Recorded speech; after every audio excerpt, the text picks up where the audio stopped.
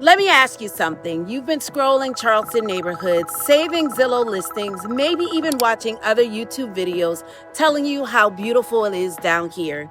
But no one has told you the truth about the weather. So today, that stops.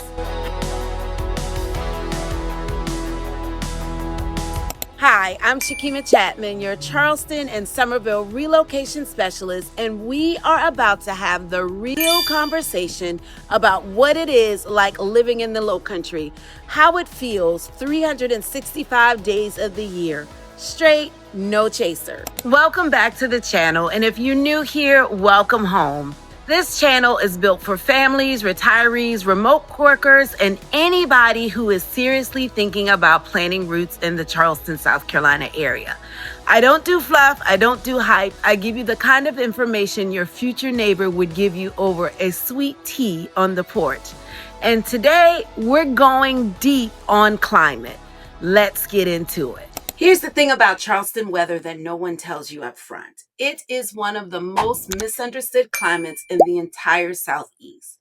People either come down here expecting something close to Florida, constant sunshine or beaches, or they think it's mild and breezy year-round, like some kind of coastal paradise.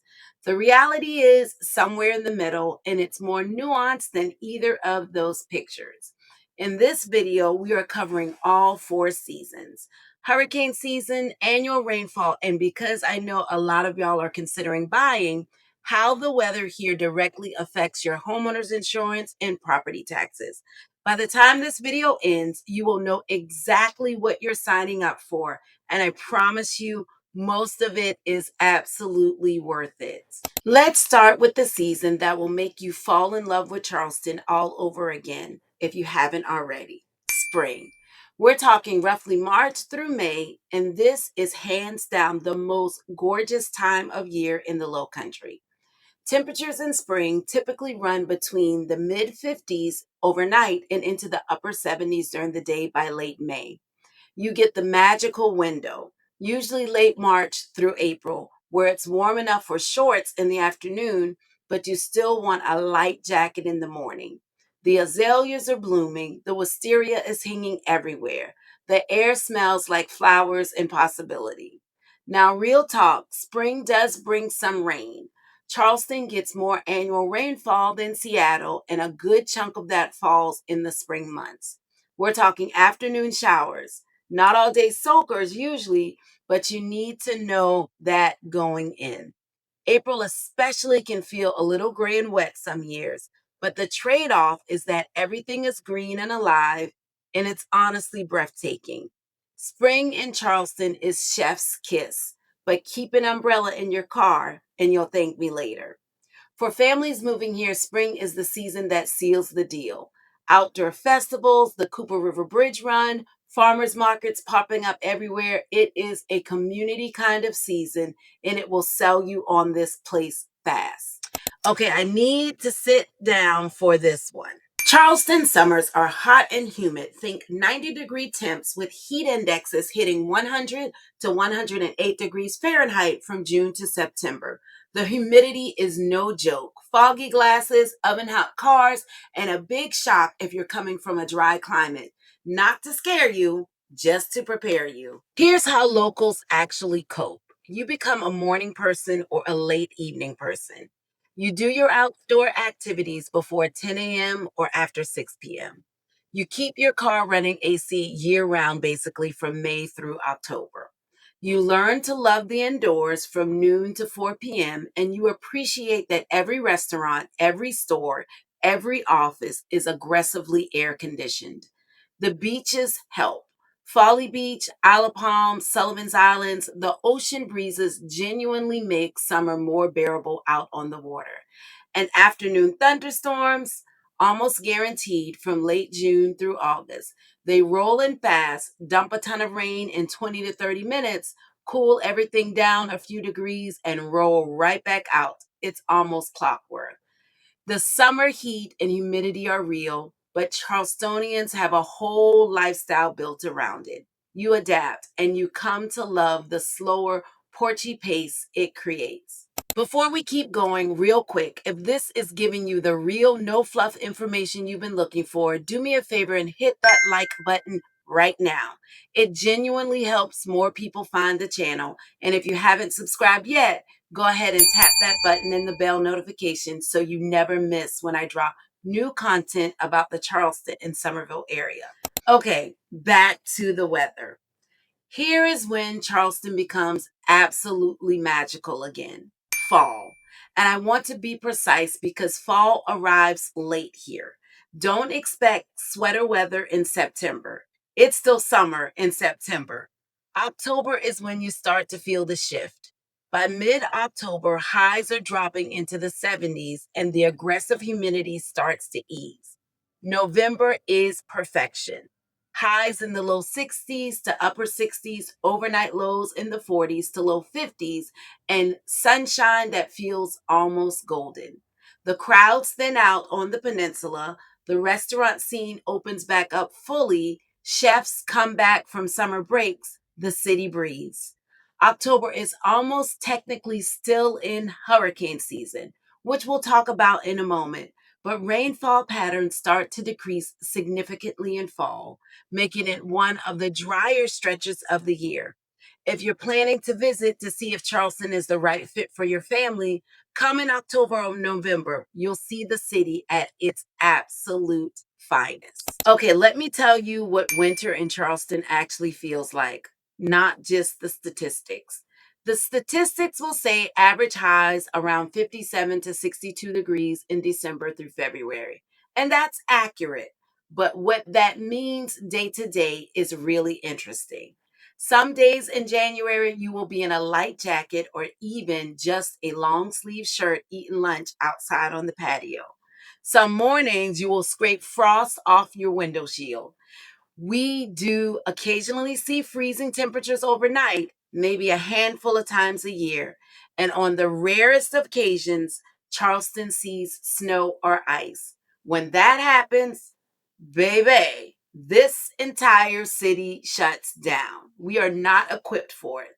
The roads are not treated for it, and the people lose their minds in the most charming way possible.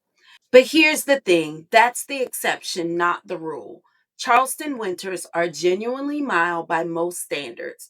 People who move here from the Northeast or Northwest are stunned by how gentle it is. You're not shoveling snow. You're not in sub zero wind chills. December through February might have some rainy gray stretches, especially in January, but scattered amongst those rare occasions are sunny 65-degree days that feel like a gift from the universe. Charleston winters are the secret weapon nobody talks about. Mild, manageable, and occasionally so beautiful it'll make you call everyone you know back in Cleveland and laugh. Now, this is the section I know many of you have been waiting for, and I'm going to give you a fair, complete, honest picture, not a horror story and not a dismissal. The official Atlantic hurricane season runs from June 1 through November 30th. The peak activity window when most storms are most active is mid August through mid October. So, yes, you are living in an area that has a genuine hurricane risk. That is a fact, and you should go in clear eyed about it. Here's the context. Charleston has taken direct hits from major hurricanes, but they are relatively rare. Hurricane Hugo in 1989 is still the benchmark storm locals reference, a category 4 that caused catastrophic damage. Since then, the area has dealt with hurricane scares, tropical storms, and near misses, but direct major hits are not an annual event. Dorian in 2019 was a close call that caused significant flooding. Matthew in 2016 brought serious storm surge and flooding damage. The flooding piece is actually more relevant day to day than a direct hurricane hit. Charleston has a chronic flooding issue, partly geography, partly sea level rise. Even moderate tropical activity or sustained heavy rain can flood low lying streets. The peninsula floods, parts of West Ashley floods. If you're buying in a low-lying or flood zone area, you need to know this. How do residents prepare? Most long-timers have a plan. They know their evacuation zone. Charleston County designates zones A through E. They keep supplies stocked from August through October. They monitor the National Hurricane Center religiously during peak season. And when a storm threatens, they either shelter in place with every piece of bread, insane amounts of bottled water, and gallons of milk you can find, or they just leave well before evacuation orders. The community is well practiced at this. It gets a little crazy. I call it Hugo PTSD, but it's not a panic situation for people who've lived here a while.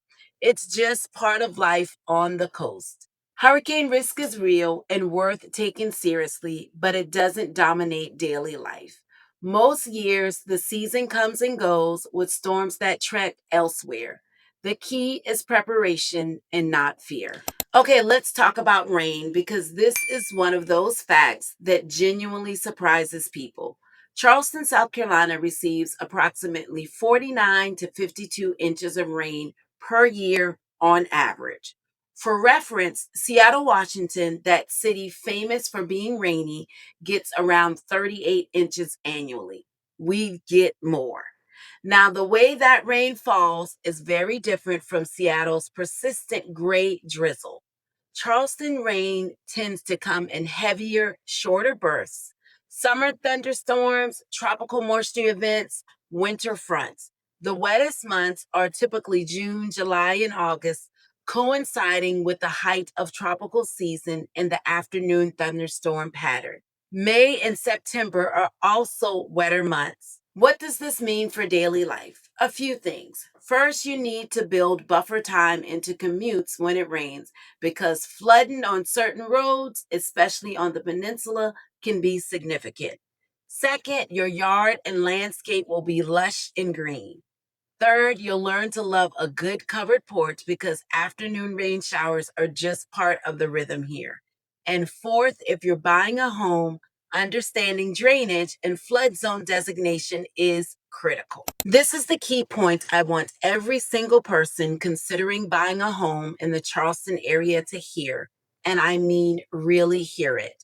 The weather here has a direct, significant financial impact on home ownership costs, and most out of state buyers are caught off guard by it. First, homeowners insurance. Charleston sits in a high wind zone and insurers price that in. After multiple years of increased hurricane activity across the southeast and rising claim costs, homeowners insurance premiums in the coastal South Carolina have been rising. Make sure your lender and your real estate agent are giving you a realistic insurance quote, not just a ballpark. Before you fall in love with a specific property, insurance cost is going to be important to you. Second, flood insurance. This is separate from homeowners insurance and it is required if your property is in a designated special flood hazard area, what most people call a flood zone. In parts of Charleston, practically on the peninsula and in low-lying areas, this is non-negotiable. Flood insurance through the National Flood Insurance Program or private carriers add to your monthly housing costs and need to be factored into the budget from the jump. Third, property taxes in South Carolina are actually quite favorable compared to many states relocating buyers are coming from. South Carolina's effective property tax rate is among the lower ones nationally. And if you establish primary residency and claim your 4% owner occupied rate, your tax bill can be quite reasonable. This is good news, but it doesn't cancel out the insurance piece. You have to look at the full picture. My honest advice before you make an offer on any home in this market, call me. Not because I want the commission, although I do appreciate a referral, that's honest, but because navigating these insurance and flood zone questions is exactly where having an experienced local agent saves you from expensive surprises. My number is 843-532-0330, and I actually answer my phone. The weather-driven costs of homeownership in Charleston are real, manageable, and plannable, but only if you know about them going in. This is your straight no chaser warning. All right, we've covered a lot today. 4 seasons, hurricane season, rainfall, insurance, taxes. This is your complete weather picture for Charleston, South Carolina, and I hope you feel better equipped to make your decision. Here's what I want you to do right now. First, grab my free 2026 Charleston and Summerville relocation guide in the description below. It goes way deeper on neighborhoods, schools, cost of living, and the job market, everything you need for your research phase. Second, if you're not subscribed yet, subscribe right now. I drop new content every week, specifically designed to help you navigate this relocation process with real information, not fluff, not hype, just facts and strategy. And third, and this one is for my serious buyers and families who are in active decision-making mode. Watch the next video right here.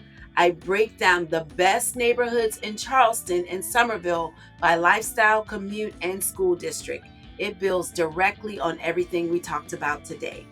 I'm Shakeima Chatman, your Charleston and Summerville relocation specialist. My number is around here somewhere, 843-532-0330. Call me, text me, DM me. I'm here for you through every step of this process. I'll see you in the next video.